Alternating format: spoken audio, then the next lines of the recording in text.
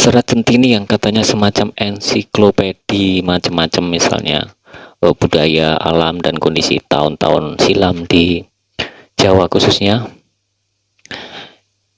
Nah, ini udah mulai terlihat nih di Serat Centini jilid 1 di bagian ke-6. Judulnya Melihat Reruntuhan Istana Majapahit. Kita akan diajak berimajinasi tentang salah satu tempat masa silam di Majapahit. Gini ceritanya, di tengah belantara ada seorang laki-laki yang duduk di bawah pohon. Tidak lain, dia adalah Jayeng Resmi. Kemudian dua orang terkopoh-kopoh menyusul ke sana.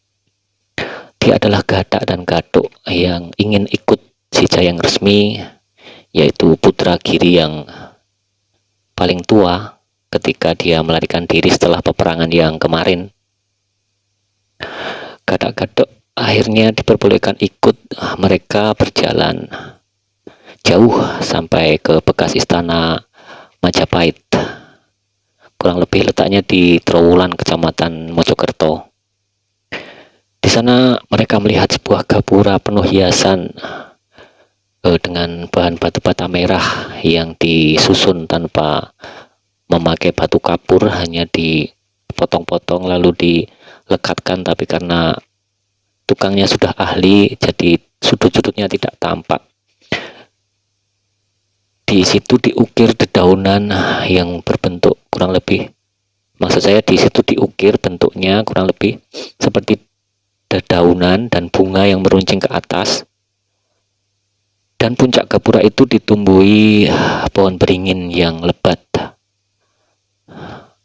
Tapi ketika tak bayangkan di pucuk gapura ada pohon beringin, kok lumayan unik. Oke, kita lanjut. Kiri kanan pagar yang mengelilingi bekas istana itu juga terbuat dari batu bata merah seperti gapura itu. Mereka masuk dan di dalamnya ada sebuah kolam, tepinya juga dengan menggunakan batu bata merah itu ditumbuhi bebungaan. Nah, ini bebungaan, ini bunga-bunga yang kala itu populer kurang lebih. Ada yang namanya andung, anggrek, argula merah, noja, nala, nagosari, cempaka, harum, mawar. Kalau sempat kita buatkan konten khusus yang memperlihatkan visual bunga-bunga ini, kelihatannya juga menarik. Dan lain-lain. Ada celaket dilem. Di sini disebutkan nama tanaman-tanaman bunga yang lumayan banyak. Memang cocok kalau dikatakan ensiklopedi. Melihat itu, si Jayeng Resmi melihat bunga itu, dia malah langsung teringat adik ceweknya yang bernama Rancang Kapti. Kemudian pandangan diarahkan ke utara. Di sana ada makam. Mereka berdoa sebentar lalu keluar. Di sana mereka bertemu dengan seseorang yang diceritakan namanya Ki Purwa, yang tugasnya adalah menjaga dan memelihara bekas istana Majapahit tersebut. Ki Purwa menjelaskan bahwa gapura itu namanya Waringin Lanang.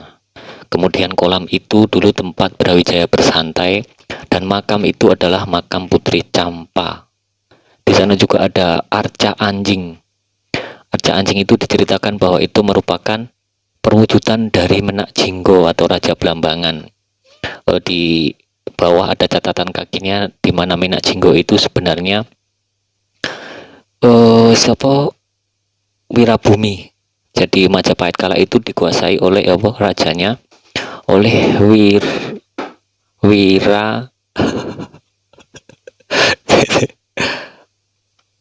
Wikramawardhana teman-teman. Wikramawardhana. Tapi karena dia itu modelnya sudah mau meninggalkan duniawi, kurang lebih bahasa simpelnya gitu, akhirnya serahkan kekuasaannya kepada adiknya yang bernama Suhita itu dari selernya, sedangkan si Wirabumi ini kurang lebih tidak suka dan memberontak lah, kurang lebih seperti itu catatan kakinya.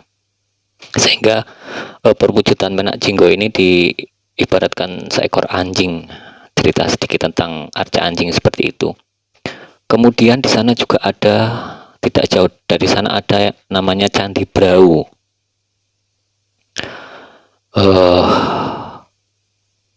Di sekitar itu juga ada yang namanya Candi Bajang Ratu. Ini mitosnya Candi Bajang Ratu ini candi yang terlarang ya, karena membawa kesialan. Mereka pun tidak pergi ke sana dan hanya menginap semalam, kemudian perginya mereka melanjutkan perjalanan. Seperti itu ya teman-teman, Serat Centini jilid 1 di bagian ke-6 yang berjudul Melihat Reruntuhan Istana Majapahit. Kita akan lanjutkan petualangan dan berimajinasi visual yang diceritakan di Serat Centini ini di konten selanjutnya. Semoga bermanfaat untuk saya sendiri dan juga teman-teman. Silahkan juga didukung channel ini dengan di like, komentar, dan juga share. Selamat melanjutkan aktivitas.